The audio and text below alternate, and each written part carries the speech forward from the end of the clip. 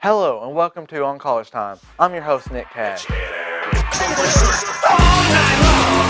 Roll your beard out, just weird out. All night long. We're gonna rock this house until we knock it down. So turn the volume loud. Cause it's spinning to the AM. So baby, make just like cake. Better let yourself out. Let yourself out. So everyone knows about the Kim Davis debacle in Kentucky. In honor of that, we've created a list of top 10 things Kim Davis wants America to know. Unfortunately, we couldn't get Kim Davis on the show, so we found two bright students on campus to do it for her. So without further ado, here are the top 10 things Kim Davis wants America to know. Yo, tell you what I want, what I really, really want. Don't tell me what you want, what you really, really want. Number 10, Jesus loves you as long as you're straight. Number 9, people need to stop calling her unwarranted names like homophobe and bigot.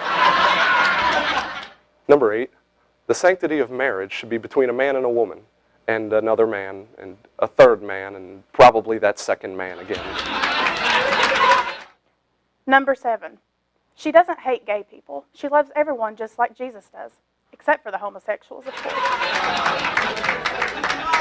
Number 6, Kim Davis will be writing a book about Christian persecution. That'll be coming out on June 26th of 2016.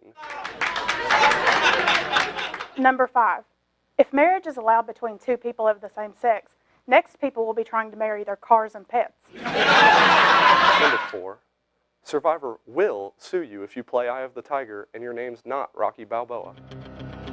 Well, hey, I just said that, guys. Number 3, if God tells you to break the law, it's okay. And number 2, Americans, listen closely here. She did not have sexual relations with that woman. Number 1, she's praying for you.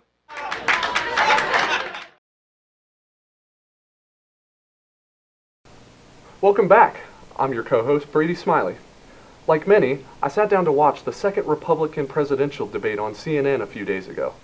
Apparently, it was just as long and boring for the candidates as it was for the viewers. After a 3-hour debate, Donald Trump told reporters that his biggest takeaway from the debate was learning that he could stand up for 3 hours straight. Congratulations, Mr. Trump. You almost qualify for the 5th grade fitness test. Chris Christie, however, could not boast such an accomplishment. There were several times that he was caught leaning on his podium. Check this out. Not it's enough to shut down the government to make that statement because he's still a Democrat in the White House. Some people just can't handle the big stage.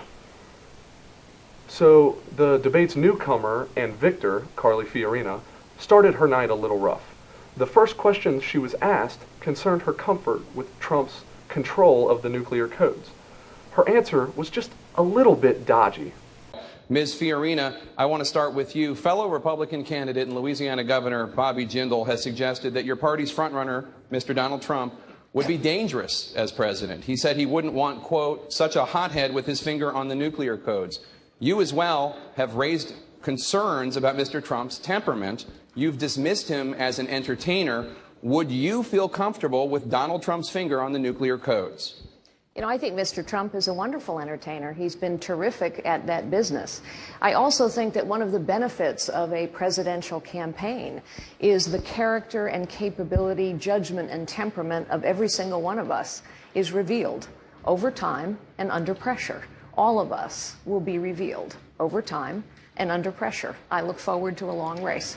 You didn't answer my question. Would you feel comfortable with Donald Trump's finger on the nuclear codes? It's an issue that one of your fellow candidates has raised. That's not for me to answer. It is for the voters of this country to answer. And I have a lot of faith in the common sense and good judgment of the voters of the United States of America. Let me answer this one for you, Carly. No, we do not want Donald Trump with nuclear codes. That's like giving a Kardashian a camera. But once again, the voters felt like Ben Carson should have talked a little bit more during the debate. I hate to break it to you, but he talked the entire time. You just couldn't hear him. Another candidate you may not have noticed was Scott Walker. Out of the 3-hour debate, he managed to speak for a total of 12 seconds. And because of that, he recently pulled his name from the ballot. It's not necessarily a bad thing that he didn't get much airtime. He could have made a complete fool out of himself like Rand Paul did.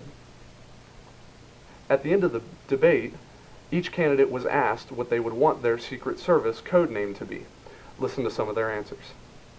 You all know that the United States Secret Service uses code names for the president and his family, but what would you want, Governor Christie, I'll start with you, your Secret Service code name to be? You know, I've been called a lot of names by a lot of different people. Now I got to get called by names by the Secret Service.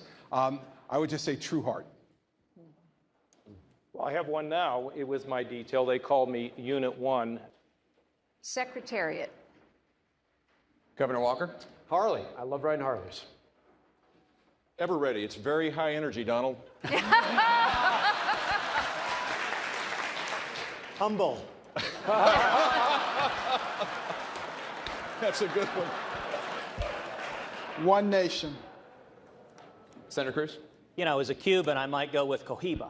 People in Florida upset at me over a joke I made about Florida State, but what the heck, I want my code name to be Gator. Governor Huckabee? I'd go with Duck Hunter. Senator Paul? Justice never sleeps. That's a mouthful, but okay. Justice never sleeps.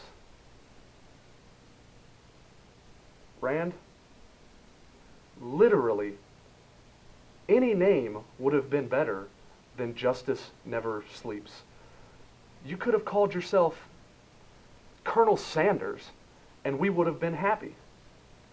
Walker may not have had the chance to speak, but Rand Paul shouldn't be allowed to speak after that.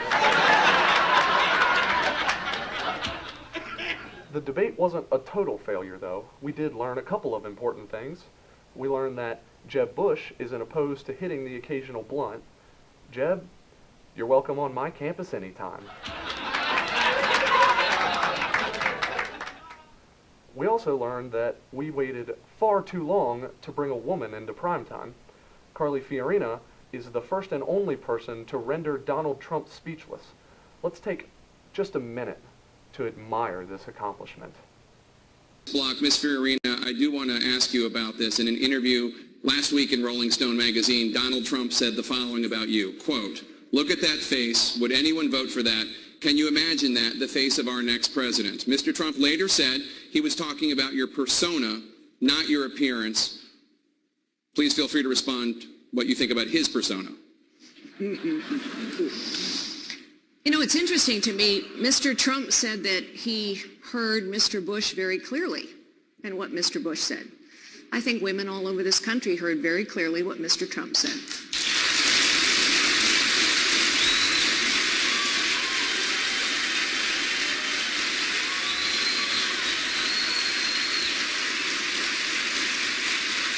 I think she's got a beautiful face, and I think she's a beautiful woman. That's all we have for this episode of On College Time. I'm Brady Smiley. And I'm Nick Cash. Have a great night, everyone. Don't lose your grip.